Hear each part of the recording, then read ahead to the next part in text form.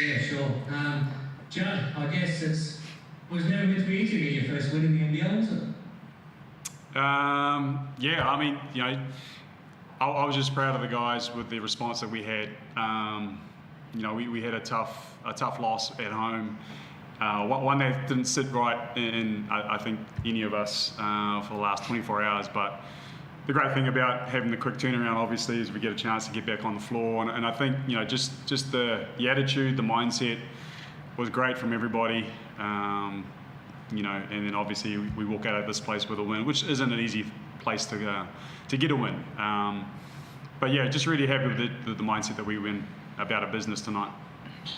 I know it obviously came down to a pretty dramatic finish, but given the circumstances, given 2 nights ago, given the guys you were without, on balance of the game, you probably were the better team for the rest of the night.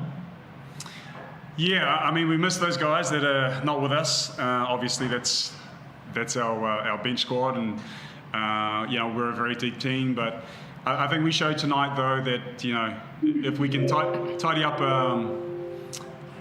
a few things that we did or that we wanted to address from the last game. I thought our offense was much better tonight. Illawarra put on their zone, which sort of put us into put the handbrake on for a little bit. Then we found our groove. And obviously, it was a tight ball game down the end. So, yeah, it was a better overall performance from us, much better. And Xavier, just for you, obviously that last play probably didn't turn out how it was drawn up, but once you got the ball in your hands, were you always confident that you were either going to make that shot or get fouled? And then how were you feeling once you went to the foul line? I was just trying to actually get the ball. Once Creek threw it in the air, I was just trying to protect the ball. And then I looked at the clock, so I had to make a play. And it just so happened that he overjumped and it was a foul. But yeah, I didn't. That wasn't the play we drew up. It broke down and we just made something out of nothing.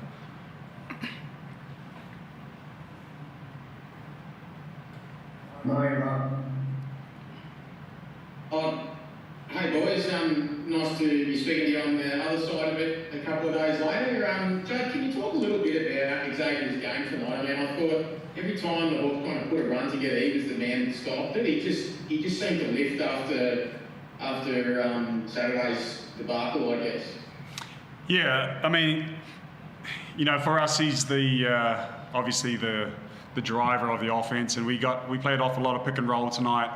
A lot of that was due to, I guess, we had to shorten the playbook because they went zone and they mixed up their man and zone down the stretch. So we kept it pretty basic and simple and just said, hey, X, we're putting the ball in your hands, work off that middle long ball. And I thought he did a great job with either finding guys off the roll or himself getting to the basket. I think got himself to the foul line. Obviously, big ones down the stretch. And for us, that's where it starts. Yeah, I mean, the last play of the game was just, it wasn't tidy at all, but it was just, I just wanted to get the ball in this guy's hands and let him go and do his thing. And X, sort of at the start of the season, you're pretty explosive, and then I guess teams would have keyed in on you and tried to figure out your tendencies and that sort of stuff. Do you feel like you're building again and starting to figure those defenses out and you can build from here? I feel like just our team has a lot of depth, so it's not going to be one guy going out there every night having a great game or this and that. Everybody's going to switch up. Rowdy started playing well. Creek was playing well. Joe had his moments and stuff. So we have a deep team, and everybody's going to have their night. So I just want to come in there and just play my role and try to do whatever I can to help the team win. And Judd, you did say that it was just a couple of simple things that you need to clean up, keeping the opposition off the glass and taking care of the ball more. I think Rowdy took it seriously at 16 or 17 boards. Yeah, I mean, that's a huge part of his game, actually. He's a great rebounder. He's a great off-ball defender, puts himself in the right positions, and I think that's what makes him a great rebounder as well. Yeah, I mean, his contribution, I think, gets the rebounding. It gets a little bit lost because he's known as a shooter, but for us here, he contributes in many ways. And I mean, if he's not shooting the ball well, he's doing plenty of other things out there tonight. And now I want to also I thought Isaiah was great. His work on the defensive end, he knocked down his shots when he needed to. But I think he did a hell of a job on Jessup for the most part of the game. Just one more on Rowdy. I mean, the shot just hasn't fell for him this year. Does he speak about that at all with the coaching staff, and does he get down on himself, or does he just go, I want to try and impact the game in other ways? No, I think you just said it. He impacts the game a number of ways. We have a lot of weapons. So, look, if it's his night, we keep going to him. Part of being a good shooter sometimes is just the gravity that you have on the defense. So, X probably reaps a lot of the rewards of that in playing the pick and roll game, hitting rollers, and you dare come off Rowdy. Sometimes you're in sort of no man's land, or you're damned if you do and damned if you don't. So even if he's not shooting, he's still a shooting threat. I wouldn't step off him because in practice he shoots the lights out of it. So I mean, we just got to continue to be patient, run through our sets. He's not somebody that you give the ball to and say, hey, find a shot. We just got to orchestrate that throughout our offense and our sets. And can you throw us forward to Sydney on Thursday? You've got another pretty short turnaround, and are you expecting any of the players back, and what about Solomon? Yeah, I'm not 100% sure. I think it's going to be close, but yeah, I think it's we may get Dane back. He was the first one to go down with COVID, so. But yeah, not 100% sure or clear on that one. I'll leave that to the management.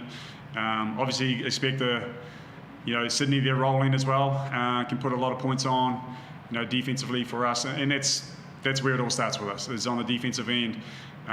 If we're able to get stops and take care of our business at that end of the floor, we have a good flow and good rhythm going down the other way. You talk about that, just last one, you talk about that defence. It was interesting to watch tonight. You're either locked in and then you had these lulls. How do you work that out and figure that out and stop it from happening? Yeah, I mean, that's kind of been a little bit of our inconsistencies, I think, throughout the season. Something that we want to continue to build is, knowing and expecting us to be a defensive team. So we're going to demand that. It's still a work in progress. I think there's still, with quick turnaround games and things like that, there's always a bit of a balancing act of how much scout you can get in 24 hours. So there's always going to be, some of those breakdowns there. But we've got to make up for it with energy and enthusiasm. And that was our message. It was really coming out and being aggressive. And I thought for the most part, Reed had some pick and pops opportunities where we lost him. Sometimes when you're hard showing, you try and take care of Harvey, that leaves other guys open. So you can't take care of everybody, but it's still a work in progress for us, and that's a good thing because we haven't reached anywhere near where we know where we can be.